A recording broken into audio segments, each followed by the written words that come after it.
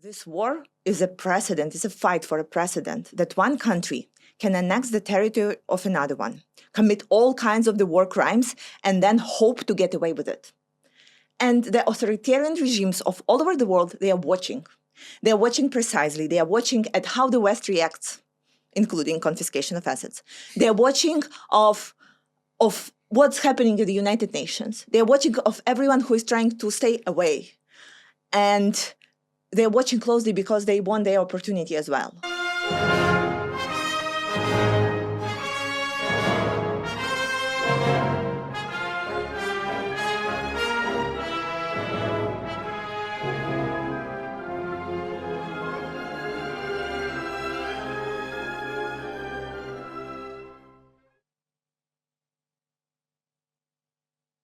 Hello. Our guest this week on The Edge is Rudik, a Ukrainian politician who's a member of the parliament here, the Rada. She's got a whole list of accomplishments and accolades, far too many to go into here, but at the very least, she is certainly someone with an expertise and an understanding not only of politics in this country, but the war and Ukraine in general and its place on the globe. So, Rudik, thank you for coming to On the Edge and speaking with us. I wish, normally we don't do kind of news of the week. We like to talk about more comprehensive things, but we can't avoid what happened this week. So I'd like to give you an opportunity to respond to Moscow's criminal attack on Monday that, among other things, included the Children's Cancer Hospital here in Kiev. Hello, Philip, and thank you so much for having me. It's honestly very hard to talk about what happened, and because it was a horrifying attack, and I think so many people who thought that Russia had any kind of the red lines now understand that they honestly don't. It was a horrifying attack, and it happened during the day. It's important to remember that when there were children and there were operations going on at the hospital. And this hospital is the largest children's hospital in Ukraine. And also it is known for treating the most severe conditions in kids. So for many parents all over Ukraine, this is like a sign of the last hope. And right now they have destroyed partially that sign, killing doctors and destroying children's life. When we were seeing the pictures of the kids who didn't have hair on their heads and who were sitting there waiting for the rescue services to help them, I don't know, it's very hard to explain what one would feel, right? It's a despair, a pain of inability to protect the ones who are the most vulnerable, right? But also, when we arrived there to see how we can help, we have seen something very different. We have seen something beautiful. Now, for 2.5 years, people like to say that it is very hard and the war takes its toll on everyone and that people are exhausted. Well, let me tell you one thing. We still have it in ourselves. We still have it because what I have seen there was people, the traffic was probably, if you know it, from the store, in the Ukrainian store, and up to the hill, where people were just dropping their cars, picking the bottles of water and food and some blankets and toys, and just walking there. And there were those lines of volunteers who were first helping to clean up the rubble. And they were helping emergency services, but they also made these living lines of people who were sending the water, food, anything. And I was looking at that and I was thinking that, well, the one who is thinking that he can destroy us, he can destroy our spirit, well, he's so wrong. And the other thing, and what made me really angry the next day was seeing the Russian representative to the UN saying that it was the Ukrainians who had fired on themselves, that there was Ukrainian munitions that were used, and it just made me angry, and it made me also realize the Russians don't understand Ukrainians at all. They have no idea that the solidarity of this country, it goes against everything that I have seen in this country, certainly since Maidan and certainly since the full-scale invasion. What was your reaction when you heard all of these kind of either Russians or people who repeat Russian lies saying, oh no, the Ukrainians did it to themselves? I mean, that made me very angry. I wonder how it made you feel. You say, Philip, that they don't understand us, or they do understand, and that is why they want to destroy us. Because like the one who would say that Ukraine is Russia is the same, this is like the absolute lie, right? It couldn't be as far from the truth as possible. But we are touching an important matter about the international organizations and their capacity. We are touching a matter of that right now. The fight is not for Ukraine. It's a fight for how the world would look like after. And is it a power of law or the law of power? And what's going to happen next? And the ones who understand that, they are being supportive. The ones who are thinking, well, maybe that just will go away, it reminds me of the Don't Look Up movie, hoping that it will all disappear, though it would not. Russia and China and North Korea and Iran, they are ramping up their military production. They are getting ready for war that will be far bigger than Ukraine's. And when we are watching United Nations and everyone like sitting there and allowing Russia to literally lie at their faces, and then they just like reacting, applauding, or maybe even contradicting that, you're just thinking, dear people, don't you have anything else better in your life to do? Like, why are you like sitting at those like absolutely useless meetings? What are you trying to preserve? It's like you're trying to hang on to the previous world that's not there anymore. There is one more point and one more thing to what you said. So, as a parliamentarian, on the first day of liberation of Bucha and Irpin, we had a parliamentarian delegation going there. We went there because we knew at that point that at some point Russia would say that Bucha and Irpin didn't happen, or that we did it to ourselves. And that we wanted to have people, including journalists and politicians, who would be able to testify to the international community, like what was going on there. It's not the first time when Russia says, well, that someone did it to themselves, right? It was in Georgia, it was in Crimea when they declined that it was them. And this is just an old KGB book that they keep reading from, and the world keep like digesting that and saying, yeah, well, maybe it's not all black and white, etc. But it is. This is why a huge part of our work right now is not only working on international arena, talking to people, to politicians, to influencers, and explaining what's happening, but also bringing people in here. Because once you see that, once you witness that, there is like no coming back from that. You start realizing what's going on and how close it is to the rest of Europe. And I think there has been so many discussions of what would happen when Ukraine wins, that we lost the discussions of what would happen if we lose. Because I think it's important to remember every time somebody declines to make a decision as fast as we need it, or create some bureaucratic obstacles, or saying, well, we still have to discuss this or that, when we are losing this precious time, it is important to remember what would happen if we lose. Well, and along those lines, and again, this is not normally what we do here, but I think, it was this week also the 75th anniversary of NATO, the 75th summit in Washington. A lot of that summit was taken up with Ukraine and Western resistance to Russia's aggression. What was your response to the NATO summit this week? What we see right now is that the world strategy as of Ukraine is to help us fight. And we need to switch that to letting us win the war. And the summit was just another step in this like old direction. Let's help Ukraine fight. Let's do that. Let's give them some of the air defense systems. Let's give them some of the military and financial support. But we all understand that it is not enough for us to turn the tide, right?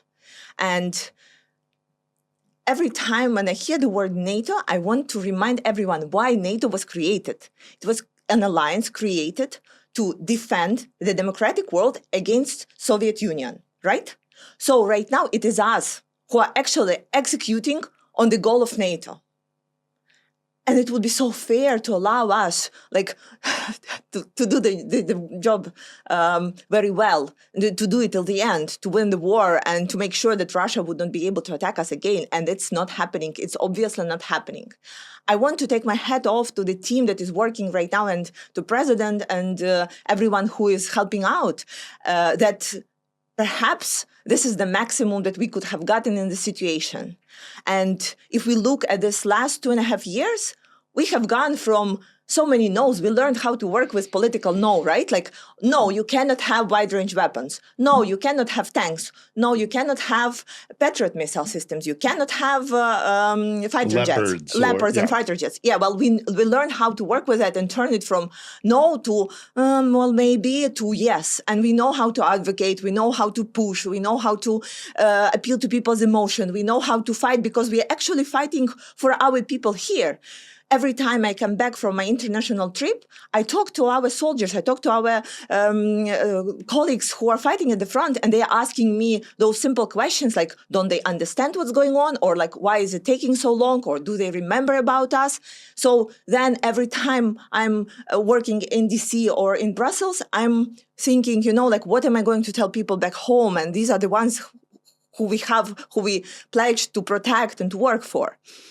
So, by the way, one of the most passionate projects that we have started, is right now we see how it's going, is the confiscation of Russian assets and using them for the sake of Ukraine. But this goes to one of the examples. When we started it in 2022, and I started looking for allies for this very fair idea, right, and logical idea, the only person who first said yes was Bill Browder, author of Magnitsky List. He said, yeah, you're absolutely right. Sir Bill Browder now. Sir Bill Browder, let's do that. But we went from everyone laughing at our faces and saying it's absolutely impossible towards the situation where right now we are discussing, well, how can we spend money that will be given to us as a loan on Russian money. So we are somewhere like in the middle of this project unwrapping, and I'm absolutely sure right now that at some point You're confident. Yes, that you'll be in. Yes. Because there's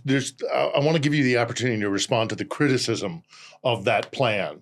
The criticism of the plan is that it will undermine faith in Western securities. If, say, Saudi Arabia, which has been in the news talking about this, were to feel that, if they did something wrong that the West didn't like, that they would, their assets could be seized. And what's your response to this criticism that it would undermine international, securities?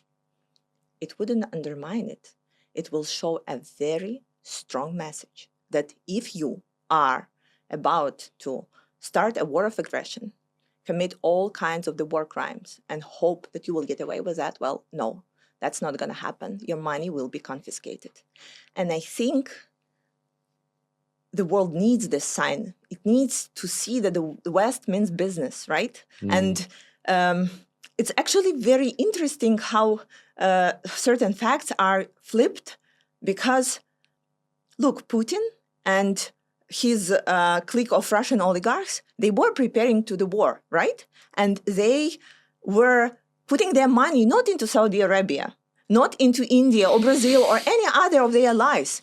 Their wives are not purchasing the villas anywhere else in the world, but in the democratic countries, and their kids are studying in London. Yeah. So when they were so patriotic and so pro, what they're calling it, original values or whatever, but still they are using those double standards when they want to take what's best in the democratic world, and the best thing is the rule of law, and they are trying to use it for their own advantage. And we, as European democratic people, saying, yeah, well, maybe they should be allowed to do that. Well, no.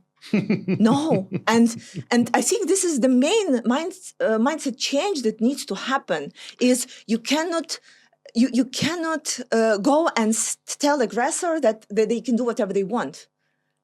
Well, and that corruption that exists in Moscow, it bleeds when they're buying homes in London and they're sending their kids to Oxford, or they're buying villas in Italy. Soloyev, famously has his villas in Italy, which he no longer can access, and he cries about it every week. Oh. Poor soul. Yeah, well. But what they do is they criticize the West, and then where do they go? They go to the West. So if I understand correctly, and maybe you can say a little bit more, is that you can't at the same time criticize and take aggressive acts to undermine Western system or values. You can't utilize that and yet at the same time undermine it. Is that more important than the risk of some dictatorship going, well, now I'm going to take out all my investment in dollars or euros? And put them where? Put them where? To the countries to the BRICS countries where the rule of law still has quite different meaning. That's true too. I mean, if you put it into a country that doesn't have the rule of law, your value is still going to be at risk. We could talk about that, all day, but you're still fighting hard for it, and you are confident that you will get that money to rebuild and to get compensation for what Russia has done here. Our goal, honestly, is to get those money not exactly for the rebuild or the compensation, but to help us win the war.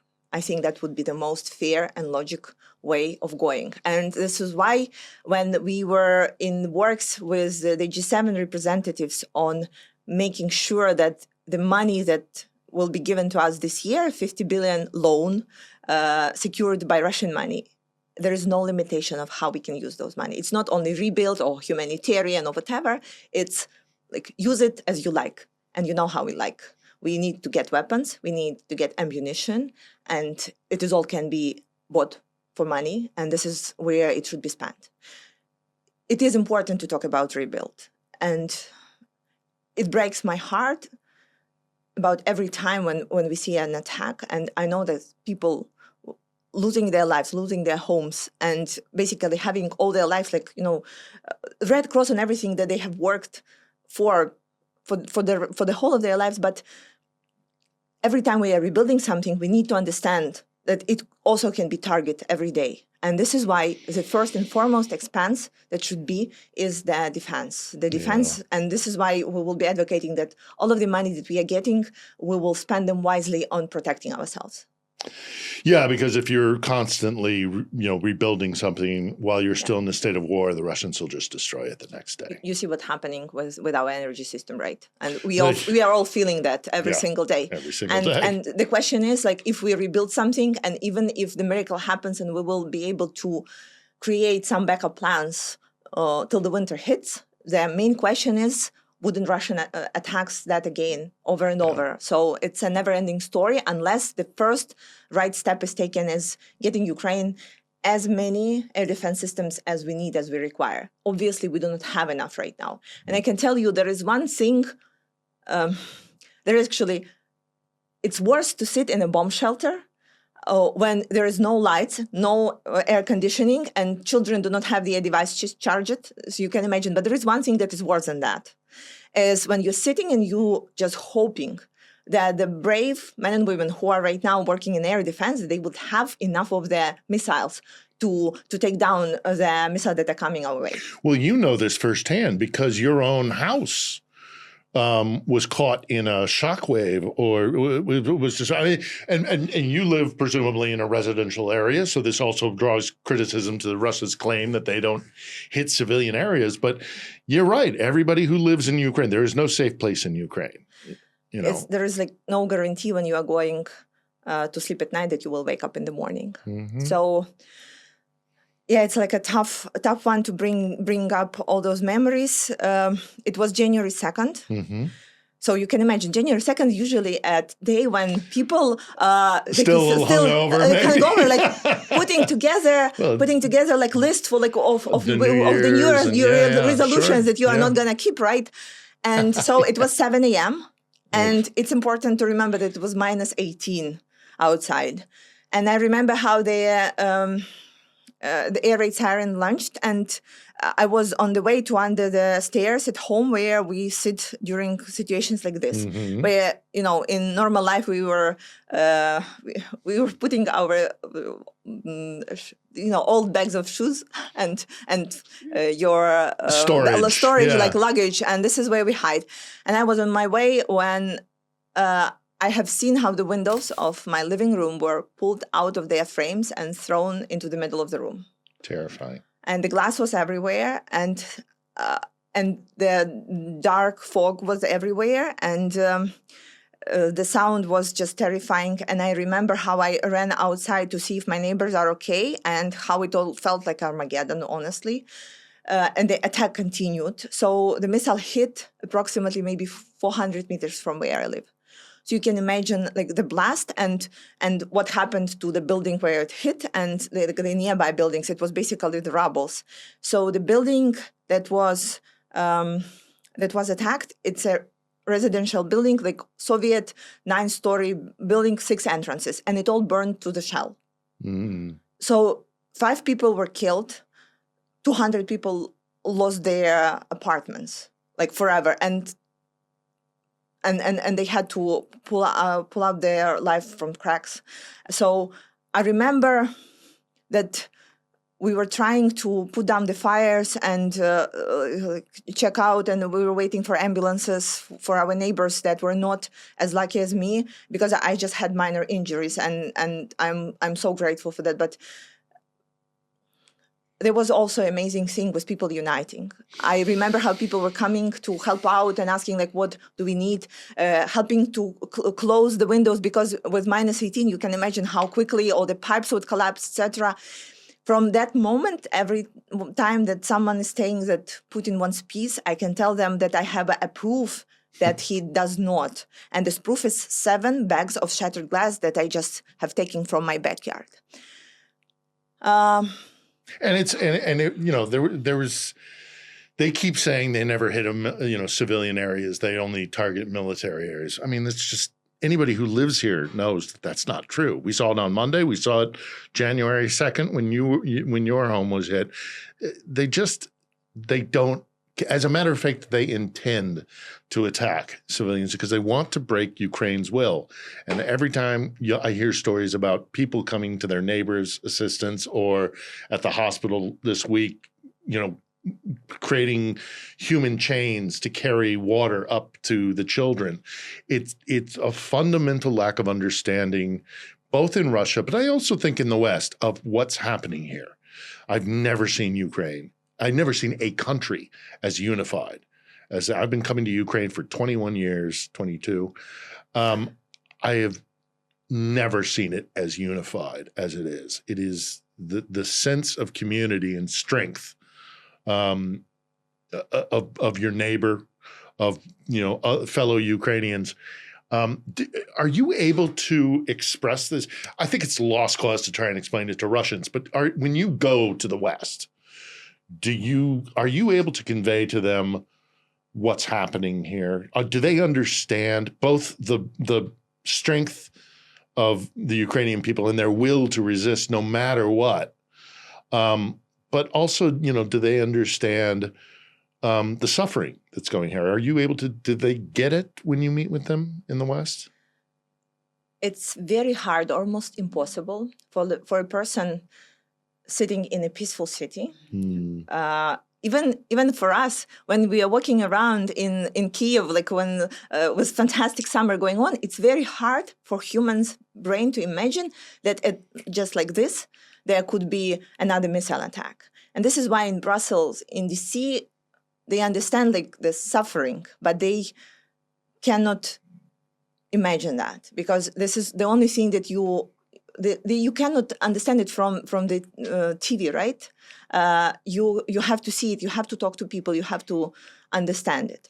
There is a an interesting thing about unity on the political level. So our colleagues, our allies, they can understand it because they're always surprised on how we work on a political level, and that since the beginning of full-scale invasion, we are all working as Team Ukraine. So there is a story of a day one. So the attack on Kyiv, it started at 5 a.m. And Ukrainian constitution is very clear about what we should do as parliamentarians at a time like this. We should gather inside the chambers of the parliament and vote for the martial law to begin. That's like our obligation. And at that moment, Kyiv was in mass. People were all in shock, trying to evacuate. We were calling each other from the parliamentary party leaders, saying if we even can get people physically into the chambers. The security was saying, absolutely no, because you know yourself, like the parliament is situated in the middle of the park, so it is like a really good target. And at the same time, Putin was saying that Ukraine has fallen, everything is destroyed, and that that probably there would be like a new government or something. So Ukrainian parliament is a very old building built by Soviets to prove to you that even that you are representative of your people, you are still small and useless for the building of the socialism. Yeah, I've been in the Rada a couple times. So imagine Rada with all the lights off and the windows covered with the bags of sand and lots of soldiers inside. So we were hiding at the underground tunnels. Oh my God. And then security said, well, we will give you 10 minutes, use them wisely. And I remember how we were running in, it was 7 a.m. of February 24th, 2022. We were running quickly to get into the dark chambers. And when we looked around, we have seen that of 420 members of parliament, almost 300 came. And for the 10 minutes that we were desperately clicking our buttons, calling for the world to help us, telling our people that we are not running, that we will be working together, fighting together, and that we are not giving up at all, we were holding hands and singing our national anthem. Oh, Kira. It was one of the most emotional moments of my life, but at that moment, we also made a vow as politicians. For as long as it takes, no matter how painful it will be, we will stand united until we win the war. And right now, 2.5 years in, I can tell you one thing. It is painful. Politicians are not set to work together, like in any country, right? And we can fight behind closed doors right now and like say like things can be done differently, blah, blah. But when we go outside, the minute we step outside or we talk with our partners, we are all Team Ukraine. Yeah. And we want to show that if we can do that, it's also a sign of how Ukrainian people are sticking together. My mom loves to say it's like birds on the tree in winter. You stick together close, and then you go through the winter. This is what reminds me every time I see you. Yeah, that is an incredibly moving story, and it gives me goosebumps. But it allows me also to ask you a question about this, because there is a criticism that is leveled against Ukraine that it is no longer a functioning democracy. I know that in the Constitution that martial law is written and that you voted legally for martial law, but the criticism still remains that this is no longer a functioning democracy. I want to give you the opportunity to respond to that criticism. As a leader of an oppositional party voice, I would say like I'm a living proof of the democracy here, right? I'm able to operate, and we are all working with our different opinions in the parliament. There are many things that we are criticizing, but we are doing it in a level that Russia would not be able to use it against us. But I want to talk about the elections because it's so important. There are more reasons not to hold elections right now than I can count on my both hands, but let's concentrate on one very important. People who are fighting at the front right now, we need to be able, at any kind of the elections, to give them an ability to exercise not only their right to elect, but their right to be elected, because they, most of anyone, deserve to be elected and represent people in our country. And right now, during the war, we are unable to do that. And it will be absolutely unfair to them, the ones who volunteered and who are fighting at the front right now, to lead this part, to lead this country, to represent their peers. And if we do not see the way how to do that, then it is no go. And right now, I honestly do not see the way of how to do that, how to assure that. Plus, we have millions of Ukrainians outside. And I remember talking to mayor of Warsaw when they said that to conduct Ukrainian elections in Poland, for example, it would be the same effort as to conduct Polish elections in Poland. Yeah. Then there is a matter of security. How would you do that, knowing that Russia would definitely try to influence the elections, try to attack us physically and informationally? Even the United States were not able to prevent Russia's influence on the elections, right? And so, and the last but not the least one of the arguments is, imagine right now I print any like political statements on flyers and go out here in Krishati and start giving out to people. I think they will be like saying like, what are you doing? Why haven't you donated those money to help us win the war, instead of like trying to push your political campaign? Yeah. It will be very, I think it will be very double standardy, right? Yeah. And here right now you see in Ukraine people, like they have this very, very strong feeling of what's right and wrong. And this doesn't seem right to me right now to have the elections. I agree, and I'll even add one more, is that what do you do about all those Ukrainians who are currently living under occupation? Absolutely. I mean, where do they simply not get to cast a ballot? Is their voice not heard? Until they are liberated, they are Ukrainians living under Russian occupation. Absolutely. So the citizens of Melitopol, Mariupol, or Mariupol, or take your pick. Kharkiv region. Yeah. Donetsk region, Lugansk, and Crimea. Sure, and Crimea. How do they cast their vote? How do they have their voices heard? So I agree with you 100% that an election is just not viable, a proper election. And plus, once we have the elections, excluding the temporary occupied territories that Russia already have added to their constitution, that would be yet another ability for them to say, well, look at them, like everybody who was Ukraine have voted. And this is already Russia. At the end of a gun, by the way, at the end of the barrel, because we've heard the stories of in occupied territories, them going around knocking on doors and saying, cast your ballot, and there are two guys with AK-47s. All of this also lends me to one of my last questions, and that is this. How do you combat Moscow's campaign of disinformation? They are very good at it. But not only here in Ukraine, but globally, there is obviously a campaign of disinformation. It may come into play in the American elections, for example. How do you combat Moscow's disinformation, and how concerned are you that their messaging does seem to affect people's opinions of the war? 2 points. You tell the truth and you bring people here. I don't see any other way, right? It is incredibly hard to work anywhere outside the democratic bubble. Because when you go to Canada, to Washington, D.C., to Brussels, to London, it's much easier. There are more people who understand and who are ready to hear. The minute you step outside, you step into the very different situation and very different audience, and you have to find a way of talking to them and explaining them like what's actually happening and how it would affect them. So I remember speaking to leaders of the liberal parties of African countries. Mm. You can imagine there are not too many liberal parties there, but they are also very cautious because they look at the war as the fight between West and Russia was always good to them. Mm. And it's not useful to talk about children dying or about international or global order. But then you ask them one question. Raise your hand if you or your country have a neighbor that always wanted to take a part of you or always wanted to destroy you.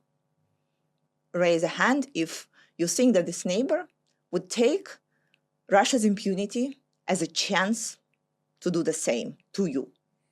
and then you have a room full of hands, and then you have them listening. Mm. Because again, when we are talking, this war is a precedent, it's a fight for a precedent that one country can annex the territory of another one, commit all kinds of the war crimes, and then hope to get away with it.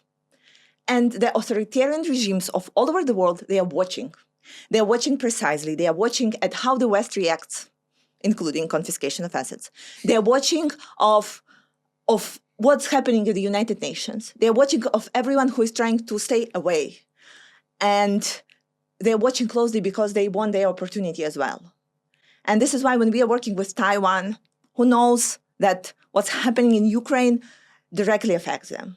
When we are talking to our friends from South Korea and many other countries in the world, we know that they understand what's at stake.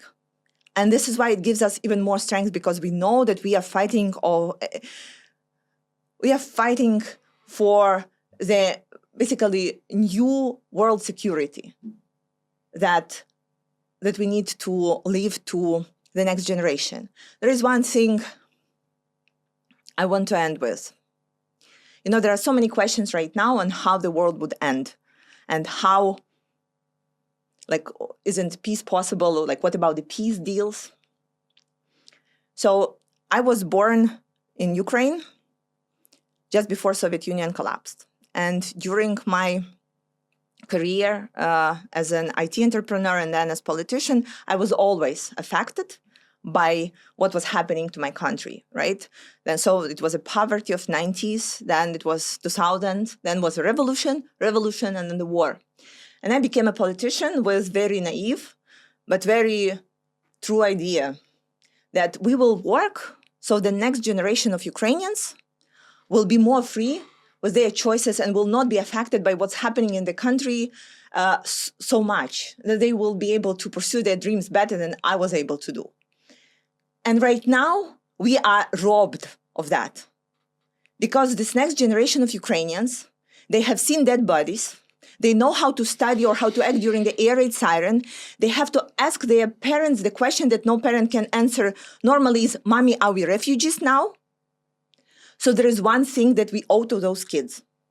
They should not have to fight this war again, over and over. And this is why, once we are talking about how the war would end, it needs to answer one question of how do we make sure that Russia would not attack us again? And I do not think that right now, at this moment, there is a person or an organization in the whole world who can assure us that Putin will keep his part of the bargain. And until this one is resolved, we keep fighting. Absolutely. I'm just going to check quickly here because we're up against, as we all living in Kiev are, the potential of a blackout. What time is it? It's 2:20.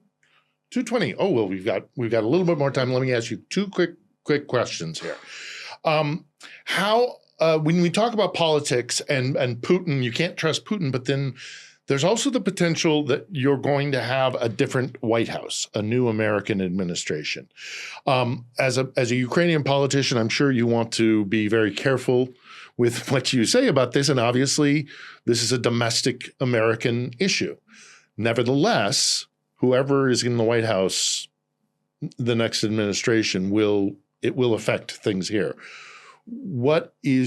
Are you concerned about a potential second Trump administration? Trump has been notoriously very friendly to Putin. He's been very dismissive of Ukraine.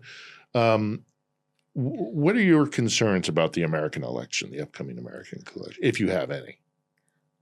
Well, our physical existence may depend, and probably will depend on the actions of the U.S. president, because the United States is one of our strongest allies and the ones who are giving us the most help. And we don't know what's going to happen if this help decreases. So we appreciate the bipartisan support, but we are concerned with the search for the simple solutions to the complicated problems, because it's very dangerous. Yeah.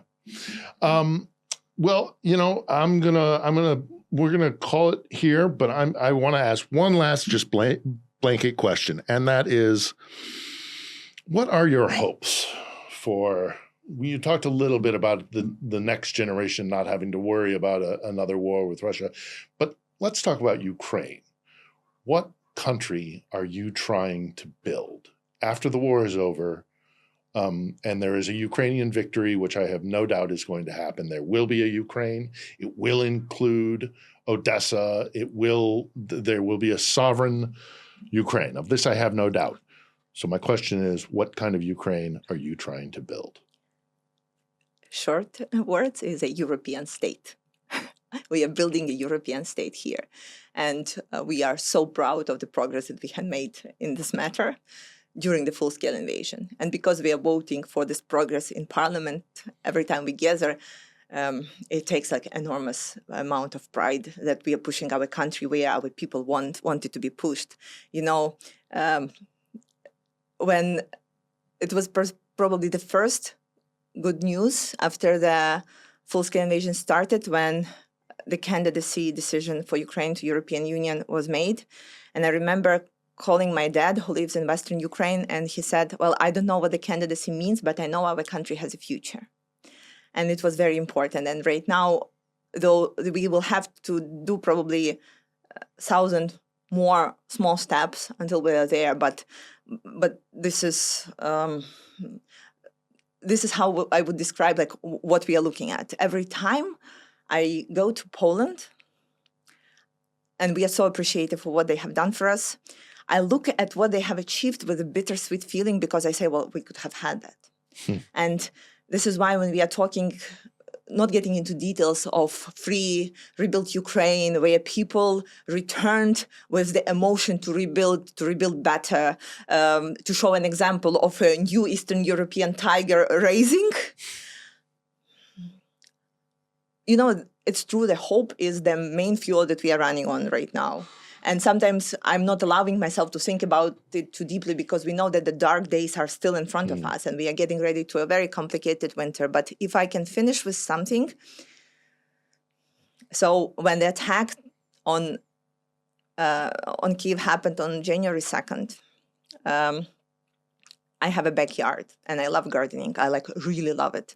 And this is one of the things that I just, save for myself after tough works in politics. So my backyard was full of shattered glass, and there were two older women, my neighbors. They came in to help, and they looked at it and said, oh, honey, nothing would ever grow here. And then the spring came, and you should just imagine my tulips and crocuses. And I was looking at that and said, well, watch us, really watch us. I have no doubt but that Ukraine will win, will succeed, and will be an amazing member of the European community. So I'm so sorry for the attacks that happened this week, for the pain that Ukrainians are going through. I'm so sorry to see the suffering of Ukraine. It breaks my heart every day. But, I think there are dark days ahead, but I can see a light on the horizon, and I have every faith in Ukraine. So thank you for all the work you do. Thank you for coming and speaking to us today. And, I can only just say I wish you and all Ukrainians all the best. So, Slava Ukraini. Glory to Ukraine. Heroям слава. Thank you very much.